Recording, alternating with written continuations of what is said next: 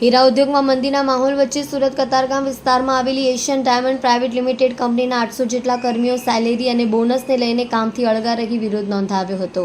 સુરત હીરા ઉદ્યોગમાં હાલ મંદીનો માહોલ ચાલી રહ્યો છે, ત્યારે રત્ન કલાકારો અને સંચાલકો વચ્ચે ધીરે ધીરે ઘર્ષણ શરૂ થયું છે।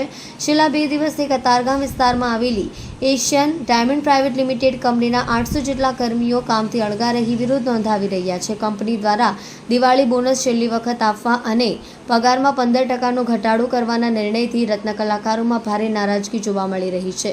પોતાના બોનસ સહિતની માંગણી પૂર્ણ ન થતાં તમામ વિરોધ પર ઉતર્યા છે। કતારગામ વિસ્તારમાં આવેલી AK રોડ ઉપર આવેલી એશિયન સ્ટાર પ્રાઇવેટ લિમિટેડ કંપનીના રત્ન કલાકારો દ્વારા આજે વિરોધ પ્રદર્શન કરવામાં આવ્યો હતો। રત્ન કલાકારોના કહેવા મુજબ છેલ્લા 2 દિવસથી તેઓ પોતાની માંગણીને લઈને કામથી અળગા રહ્યા હતા। ફરી એક વખત ફેક્ટરીના સંચાલકો સાથે વાતચીત કરતા તેમણે યોગ્ય જવાબ ન આપતા વિરોધ શરૂ થયો છે।